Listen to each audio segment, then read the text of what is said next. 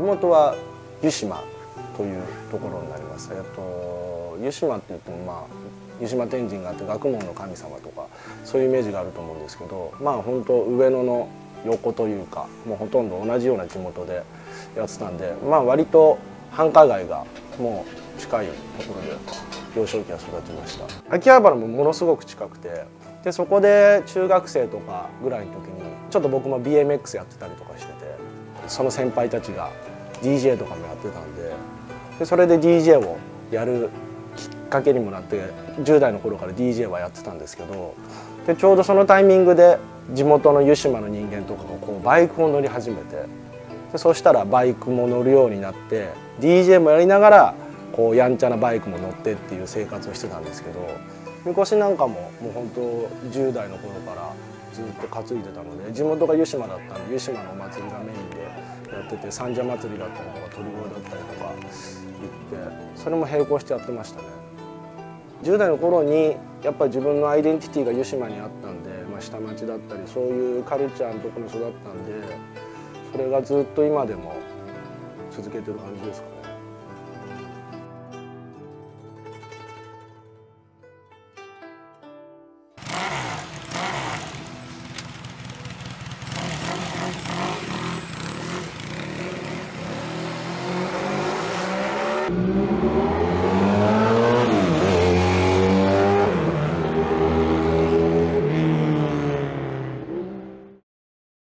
旧車二輪専門店のバンバン、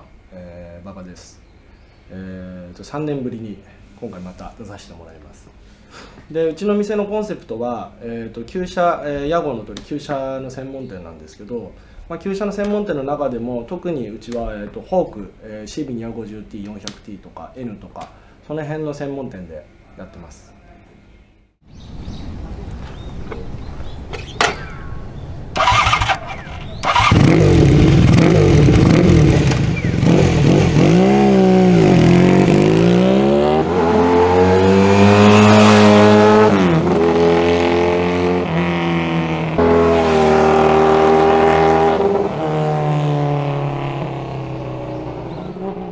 だいぶ本当僕が20年前にバイク屋やり始めた頃は本当旧車会全盛期で、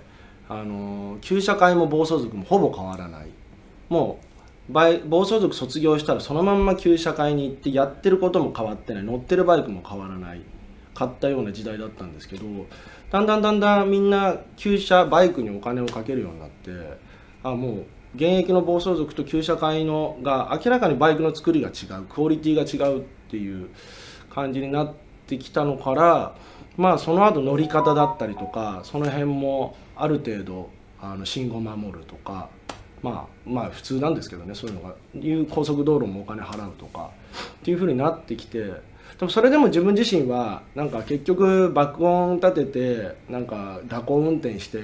ていうのがあんまなんか好きじゃないというか、なんかあんま良くないんじゃないかなと思いながらもそういうバイク屋さんやってて、自分の中でもちょっといろんな葛藤があったんですけど、ここ最近ほんとコロナちょっと前ぐらいからなんか割と外国人の方とかがこれ暴走族みたいな、アルファベットで暴走族みたいな感じの一つのカルチャーとして見られるようになって、で変な話20年前旧車会が全盛期だった人たちがその時生まれてももうなんだかんだ20歳とかになってるわけだから、実際暴走族っていうのを多分見たこともなく、旧車会とかマナーがいいようなのを見てきて育ってる子たちがようやく今バイクに乗り始めてきたんで、だから本当にあくまでも見た目は3段シート、風貌、ロケットカールとかついてるけど、ちゃんと音も爆音じゃなく乗り方もしっかりしてるっていう子たちが本当増えてきたので、そういうお客さんのライダーが増えてきたんで、そういう意味ではうちもなんかちょっと点が合ってきたような感じはしますよね。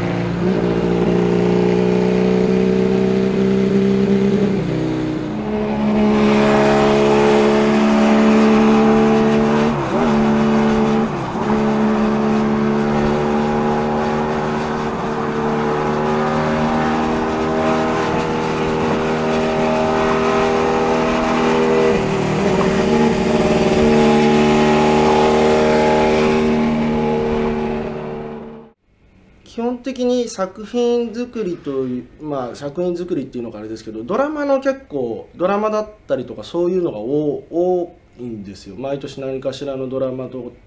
携わらせてもらって、でそこにやっぱやんちゃなバイクを作ってくれって言われて、でそこにこう登場させたりとかしてるのはやっぱあって、でその中で、今までまた六本木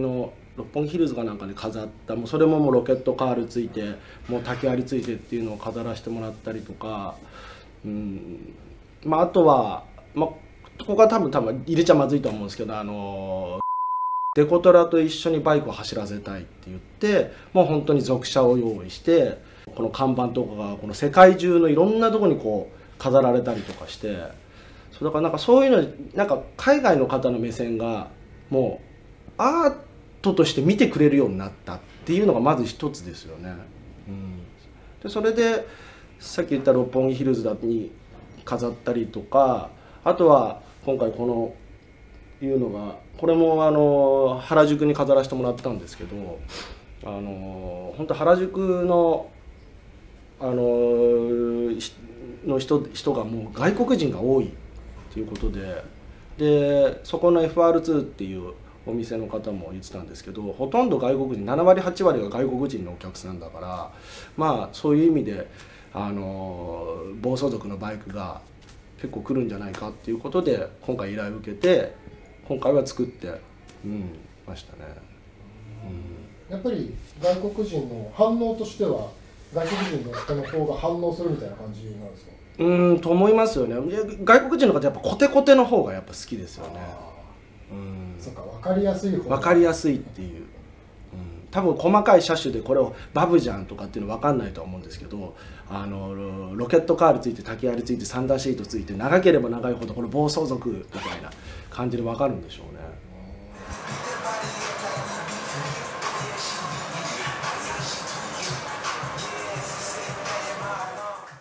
うちも今海外からの部品の発注が多いんですけど、結構断ってたんですよ。すごい手間なんで。だけどあまりにも多いんで、本当になんかイタリアとかにこの神風缶を送ったりとかするんですけど、だから神風缶送るってことはフォーク乗ってるってことじゃないですか。でやっぱ乗ってるんですよね、向こうで。でそれで神風缶つけて、アップハンつけてみたいな。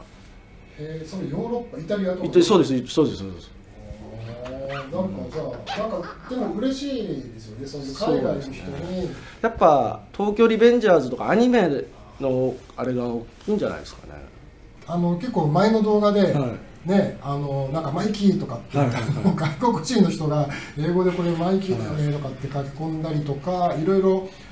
なんか日本人の人でもそういう書き込みはたくさんしてくれたんですけど、多分あの辺のいきさつを知ってる人ってあんまりいないんじゃないかな。そう、あんまりいないですよね。なんか広めてもいいはずなんですけど、なんか全然なんかそこはもう本当に掘り下げた人しか知らないという感じですよね。だから改めて車両ってどういうふうなその流れでその車両はどっちが先だったのかとかっていうのをちょっと教えてもらっていいですか？なんか自分の友人がなんか電話かかってきて、新宿スワンの作者の方が今度暴走族のバイク描きたいから協力してくれないかみたいな話があったんで、ぜひぜひって言って、でそれでまあ友人を通して、もう一人友人通して、涌井先生を紹介していただいて、でなんか話して、でまあそのリアリティを結構今のアニメとか漫画って求めてるので、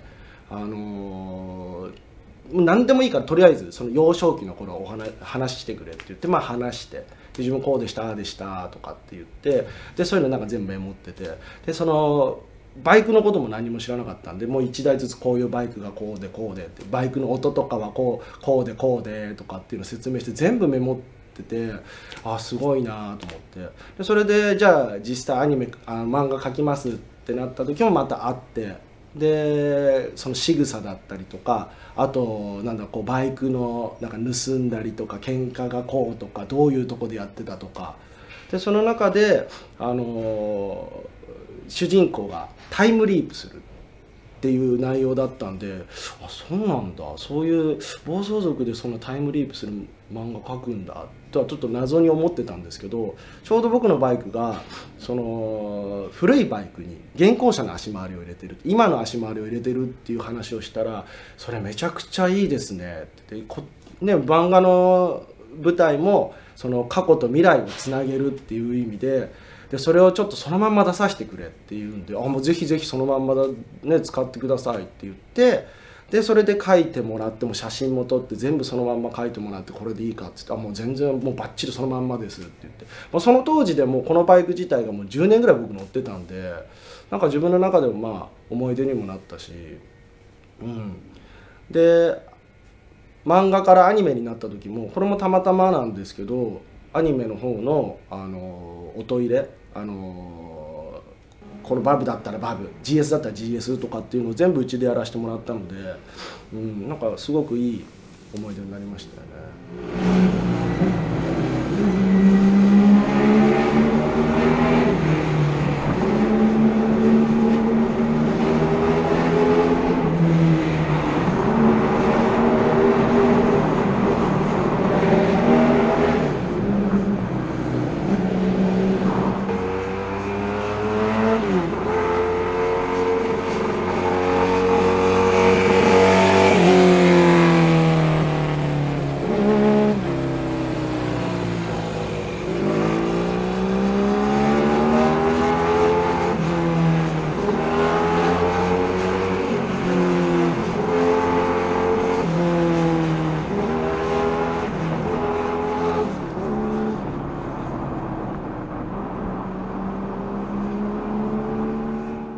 今回ノスタルジックバイクとしては初のスポンサー企業が、ついてくれたんで、今回いろいろね、それなりに面白みのある刺激的な内容は入れてるんですけど、それでもご協賛いただけるっていうことで、なかなかちょっとチャレンジャーな企業さんなんですけど、中来っていうメッキ技術の老舗メーカーで、旧車ってね、メッキ加工となかなか切っても切れない中ではあると思うんで、ちょっと今回紹介させてもらおうと思うんですけども、今回サンプルを3種類送っていただいたんで、ちょっとね今回馬場さんにもちょっと使っていただいたっていうことで、一番最初のこのサビ取りキング、これは本当にサビを落とすものになります。クロームメッキにもあんまり反応せず、サビだけに反応する薬品ですっていうことですね。これは一番錆びついてるところをきれいにするっていうもので、こっちが磨キング、どっちかって言ったら点錆びとかちょっと薄い錆とか浮いてる錆なんかを磨くタイプになります。あとこのメッキの保護剤、メッキング、このメッキングはもう一番最後のきれいな状態になった時にメッキを保護する。だからもともと錆とかない状態でもメッキかけて上がった状態をさらにメッキの状態を良くするっていうのには多分このメッキングがいいのかなと思います。やってみますか。はい。じゃあちょっとこれを。これパーツ的にはどこの辺のやつですか？これはね、4フォアのテールランプの土台ですね。これちょっとこの辺やってみます。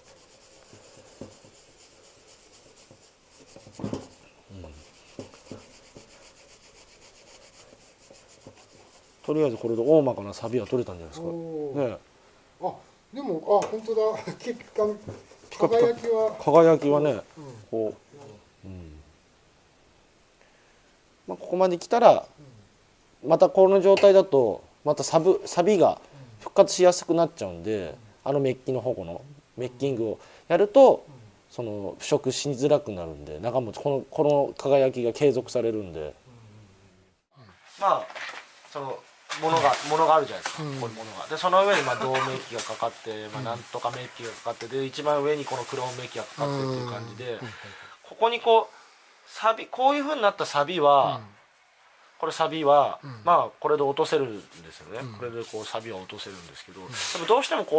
腐食しちゃった錆、穴が開いちゃった錆は仮にここ落ちたとしても、こ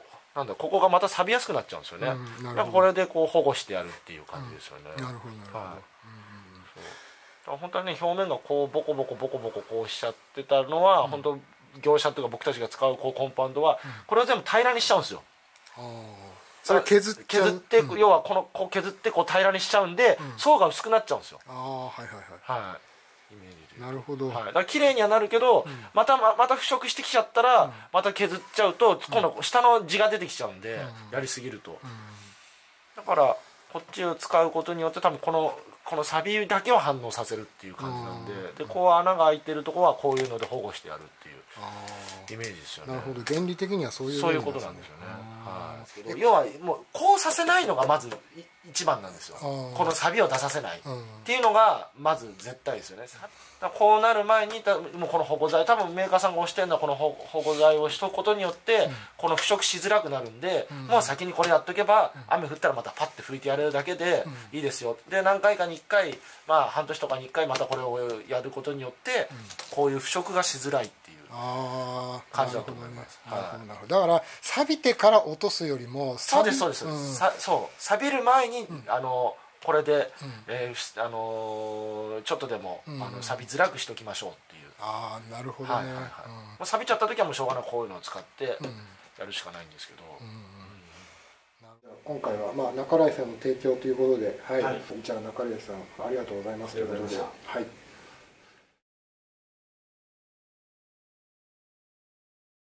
で割とやんちゃな感じで乗ってはいたんですよね。そうですね。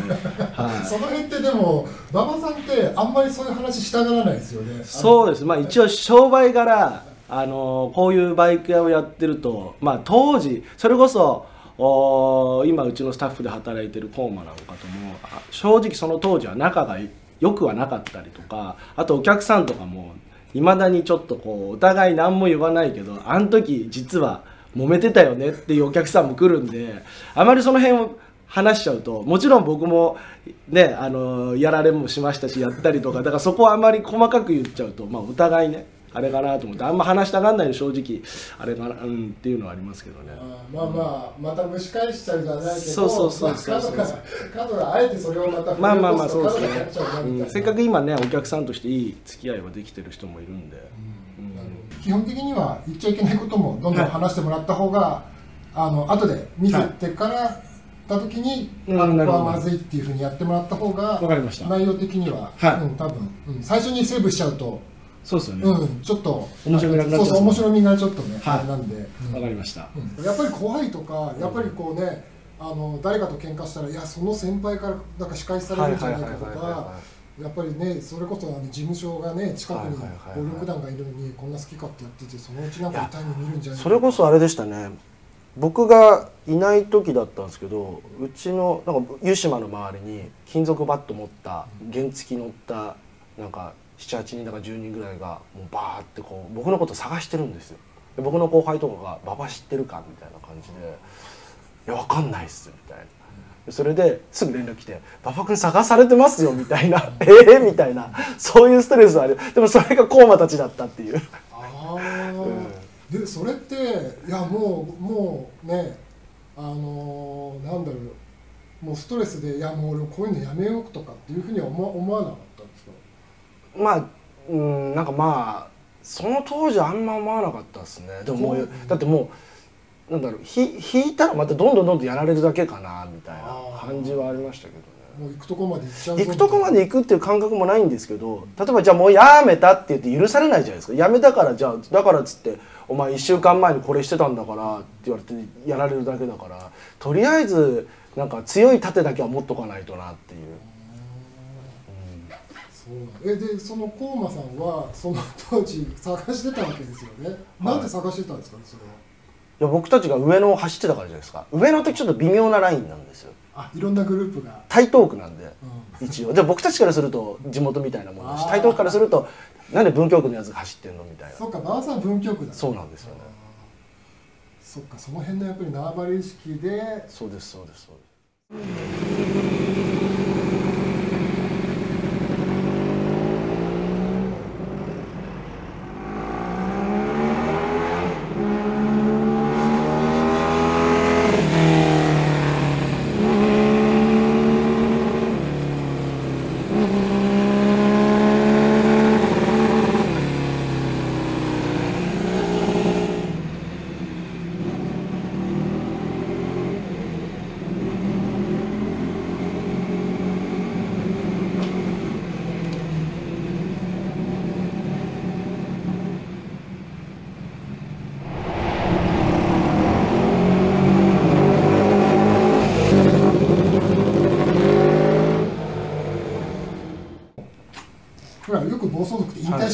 りとかして、もうここでもう終わりだっていうふうに割とけじめをつけるイメージはあるんですけど、その時はそんななんか僕たちはもう本当仲のいいグループ、あれの集まりみたいなもんだったんで、別にそんなねなんか意識なんだろう、暴走族っていう意識もなかったし、なんか普通に仲良くみんなで集まったぐらいの感じだったんで、じゃあ引退式とかっていうのも特になく、そのままじゃあなんか流れでまあね、19とかそのちょうどいい年だし、まあだけどその後にちょっと旧社会ブームみたいのが来てたんで、あとはみんな仕事し始めたりとか、そろそろ仕事するっつって、だんだん人数も次の日朝早いとかだったんで、まあだんだん走ってた数が毎日週4、5で走ってたのが週1になって、で月1になって、まだお前そんなことやってんのって言われて、確かになみたいな感じで。他になんか思い出の場所とかあれば。どうだろう、これやっぱ湯島天神は自分の地元のお祭りだったりとか、でちょっとやんちゃなことをしてた時は東京大学、東大が近くにあるんですけど、東大本郷じゃない？そうです、本郷です。あそこは例えばこうみんなでバイクでこう走ってたりすると警察追っかけられるじゃないですか。東大入ると警察入ってこないんですよ。私有地とか国の土地になるんで、国道じゃなくなるんで、だからみんなそこの奥でバイク止めて歩いて帰る。あ、そうなんで、じゃあ校内に入っちゃえば、校内入ってて適当ななんかとこに隠してバイク。でまた取りに行くみたいな感じ。そうです。また後日取りに行く。それってでももう学校が始まってまた学生がいるところを取りに行くって感じですか？そう、でもなんかすんごい広いんですよ。そっか。車の駐車場だってもう多分いろんなところにあったりとかで、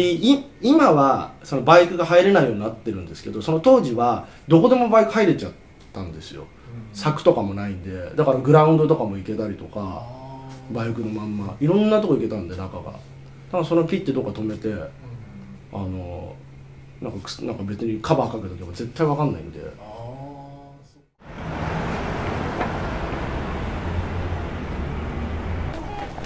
これは何門でしこた？れ辰岡門。で一応ここまでが一般公道で、こっちからは国の施設、東大の施設に警察とかに追っかけられてバーってこう送って、こっち入っていくとこれ警察が入ってこれないんです。じゃあもうここの先が当時の安全地帯だった。そうです、安全地帯ですね。ぶっ込みのタグでもなんかアメリカ軍とか入っていくと警察追っかけてこないみたいなシーンあったじゃないですか。あったな、米軍基地。そんな感じですよ。じゃあこの辺はもう馬場さんのテリトリーというか。いや、向こう側行くと台東区だったり、こっちの方行くとまた巣鴨とか駒込とかがあったりするんで、そっちにも結構やんちゃな子たちがいたんで、だから結構交差してるとこではあるんですよ。なるほどね。じゃあそうするといろんなチームの子たちがここで。結構だからいろんな人中でバイク隠してたと思いますね。この中で構想にはならなかったですか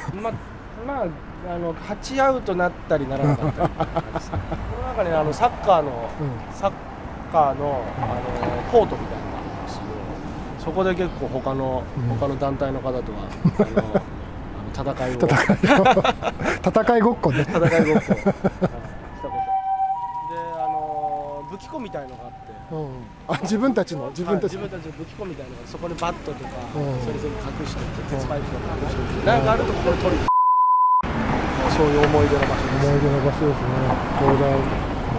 実際に東大の人とかとは会ったりしなかった？多分東大の人とか言ってないですか？いや当時入っててね、向こうほら研究室とかでいたと思いますけどね。もうこの中でバコンで入っていくわけですよね。多分あまりにも人種の違いすぎて、多分お互い見えないんじゃないですか。お互い透明人間に見えたんじゃないいやでも向こうは相当怖かったと思いますよ。いや、あまりにも人種違いすぎて、なんか虫ぐらいなゴキブリ見るぐらいな感じじゃないですか。当時はでも当時も警備員はいたと思うんだけど、あんまりじゃあ入ってくんなとかもなかった。なんかここだけはねずっと開いてたんですよ。他はもう全部閉まっちゃうんですよ。こういう正門とか赤門とか。閉まっちゃうんですよ。門自体が閉まっちゃうんですよ。その時でもいなかったんだろうな、警備員。まあだっていたら絶対まず通報されますもんね。まあ通報されてるとか、もう通報されて警察が怒ってるっていうそっかそっか。あれですけど。でも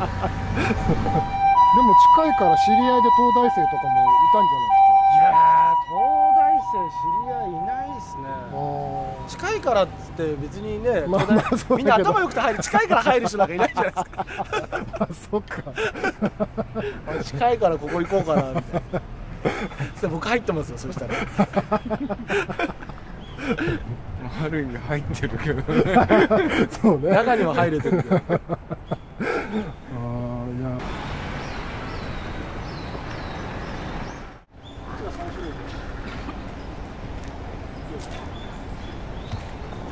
いい3種類。ああ、はいはいはい。バイク置き場。でもめちゃくちゃ詳しいじゃん、東大。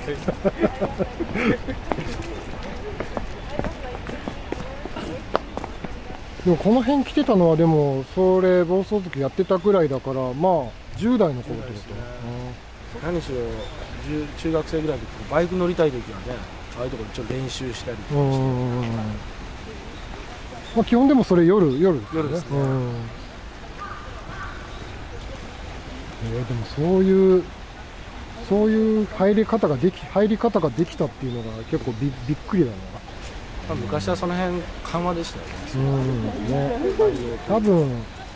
俺らの時はその時もその時で昔に比べればそれでも厳しかったと思うんですよね。さらにもっと昔行けばさらにもっとねおおらかだから、まあその時代その時代で遊び方をね、うまく見つけて、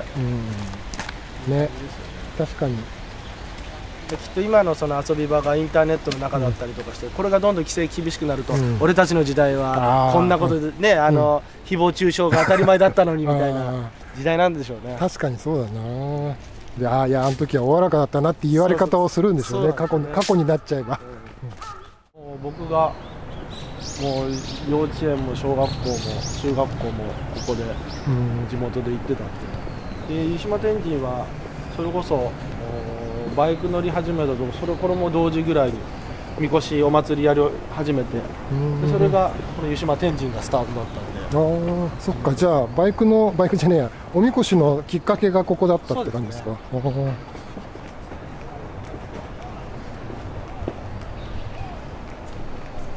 さっきも言ったように DJ もバイクもお金かかってたんで、でちょうど1月から3月までうちのお祭りの会でここで甘酒売ってるんですけど、そこの甘酒でアルバイトさせてもらって、でそれで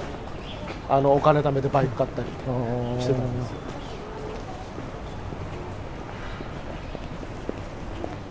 だから僕その当時はここに来なきゃいけないんでグラチャンに行けなかったんですよ。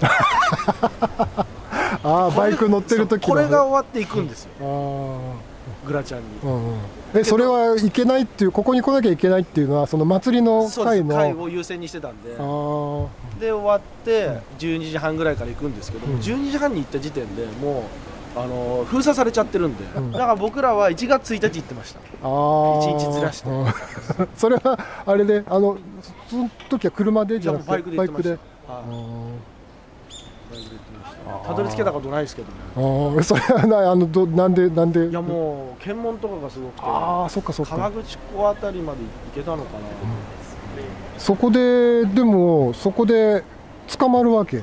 や捕まるっていうか、もう検問すごくて突破はするんですけど、もう警察の勢いすごくて、もう車でついてってるやつはフロントガラス割られるわ、もう途中で潰しにあって、車にひかれるやついるわけ。結構ひどかったです。そっか。じゃあ捕まる傷で帰ってくることはないですよ。で帰ってくるときは馬場さんはどうだったんですか。例えばそこで検問で突破してバーンとかってやられて怪我したりとかして。怪我はなかったです。まあ普通にまたバイクで帰ってくるみたいな。で仮眠して甘酒売る。またそうか、1日またここ来て。結構忙しい。割と意外と大変ですよ。大変でしたね。いろいろやっやってたもんで、お祭りもやっててバイクも乗ってたり。まあでもそれも今でもやってるわけだから。そうなんですよ、全く一緒ですよ。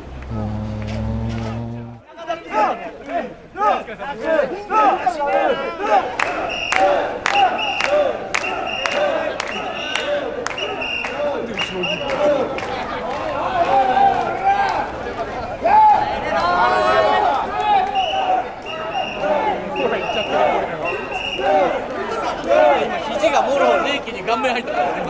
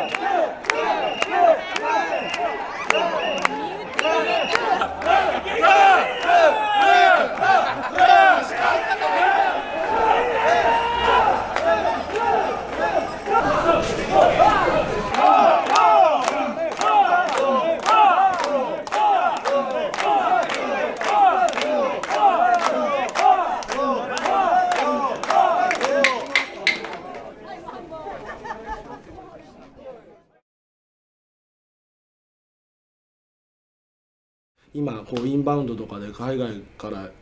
の人たちからしてみたらこう暴走族っていう、また旧社会っていうのとは違ってこういうのを含めて旧社含めて暴走族っていう感じの一つのこうカルチャーが生まれようとしてるんで、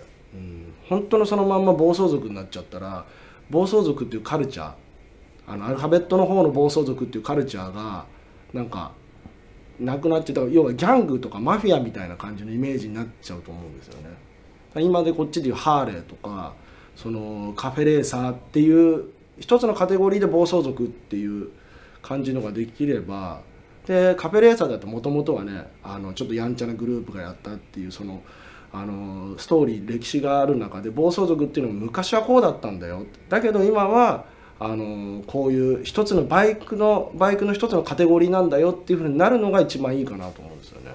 なるほどね、確かに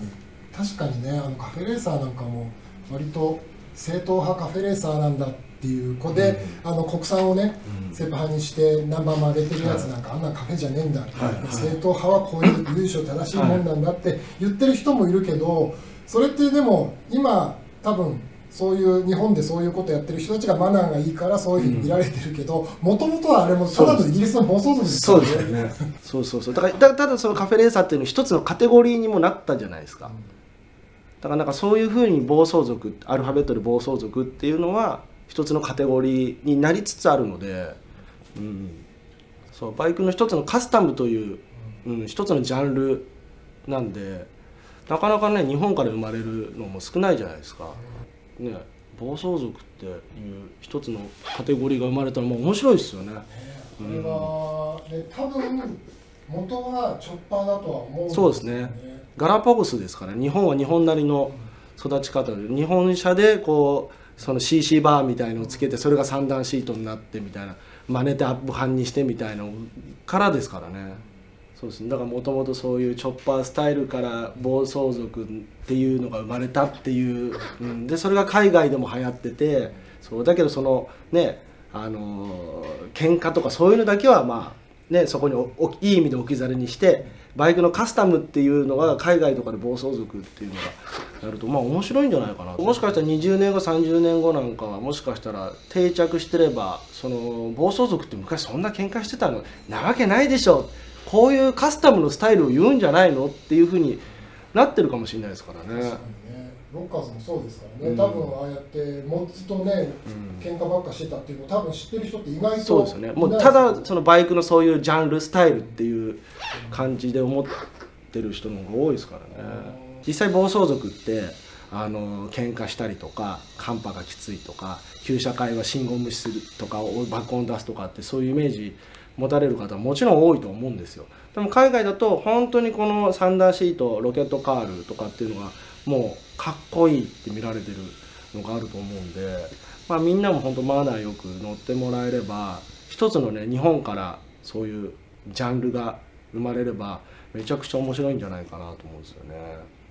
でそれでねこうインバウンドとかでこう今いろんなところで海外日本のバイクとか部品が海外とかに出せれば、それはそれで本当に一つの利益にもなるし、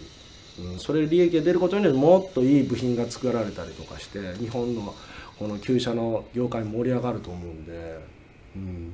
今後もねこう一つのアルファベットでその暴走族っていうジャンルは築ければなとは思ってますね。